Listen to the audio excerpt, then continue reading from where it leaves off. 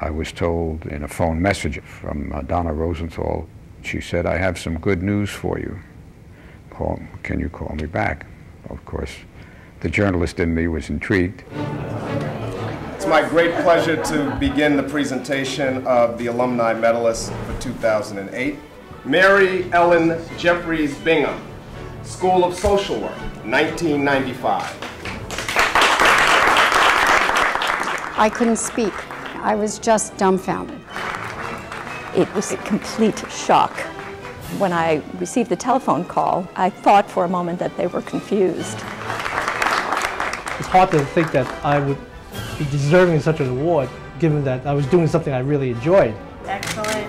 Columbia has such a sterling roster of alumni that, my gosh, you could give 100 medals a year and not begin to dent the nominations.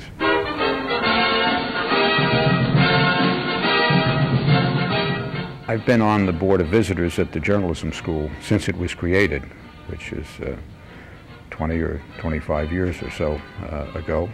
I was on the search committee for 2 deans. We organize the reunions every 5 years for the last 27 years. We love it. It allows us to stay in touch with our classmates. One person in particular that I see regularly is my suite mate, Jolene Caruso. We had a great time together, and we continue to have a great time as co-trustees of the college and co-trustees of the development committee. And my husband is a Columbia College graduate and also a Columbia College trustee. The university development officer asked us if we would think of starting up an Asian Interests alumni group. We got together, and after several months of planning, we launched our inaugural event at the Asia Society here in New York, and we drew 600 people. I co-founded the Columbia Club of France in 2002. There were 6 of us in a living room. It became a club of 500 plus people. We did this incredible launch for CAA in Europe last September with the best and brightest of Columbia. Kofi Annan, Joe Stieglitz, Orhan Pamuk, and alums. I mean, the party, the gala, there were 700 alums. The year I was president-elect, the school decided that they were going to move us up to our present location in Amsterdam. I got very involved very early and just ran with it. I missed the topping out, but they did sign my name to the top of the building. How many people have their name signed on a beam at the top of a building? Those kinds of things you just don't experience. CUSSW has been very good to me. When my father died, I happened to see this article in the law school newspaper about how active he had been at the law school. My father was 15 years old when he came to Columbia in 1931, staying at the law school and getting that degree in 1937. He'd been vice president of the Alumni Association. He had set up the phonathons and had won the alumni medal. One more. I saw that my father was doing something for Columbia, so I got active in the law school. I was asked to join the law school board of directors. I was subsequently asked to join the college alumni association on the board of directors. And that led to more and more activities.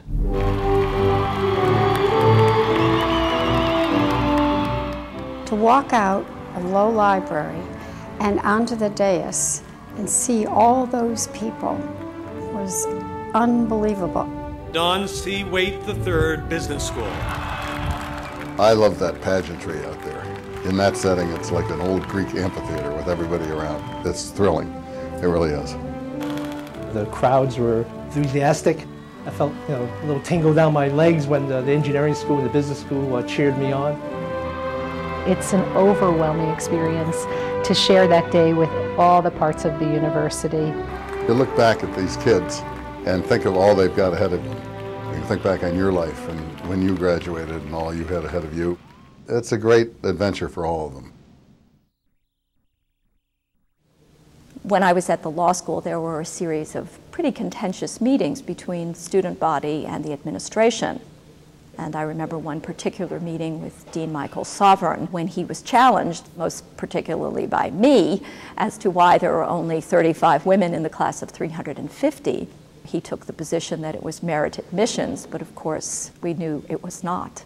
And that was the beginning of breaking open the gates, really, to the law school for women, for minorities. I think back in the 60s when they had those daring students who were very idealistic, they were nonconformists. We had those disturbances on campus during that time. So even though it was kind of a period of turmoil on campus, the campus environment at that time forced me to think and question the status quo. This may be who I am, and continues to shape, who I will be in the future. There are references, several references in Ulysses. I think back to Ken Jackson and his History of New York City class. He gave us the option of writing a paper or doing volunteering for community impact, which is the Columbia Community Service Organization. I said, oh, okay, I'll skip out on a paper and volunteer. This sounds interesting. And I started tutoring in East Harlem, and I ended up doing it for 3 years. What started out as just sort of a guy going through sophomore slump, not feeling like writing a paper, turned into just sort of an eye-opening experience. My most significant mentor professor was the advisor to the student government at Barnard, Christine Royer, who is still a dear friend and who I still visit on a regular basis. She really showed me how to live the elegant life that combined intellectual curiosity, public service, and a sense of knowing where you were going. My true love at that time, my true passion was to be an entrepreneur. As a class project, 2 other Columbians and myself examined the feasibility of opening up a fast food hamburger restaurant. And after graduation, we actually opened such a restaurant right across the street. It was 115th Street and Broadway, and we were pretty successful for quite a few years. We were able to apply what we learned within Columbia, into the real world competition.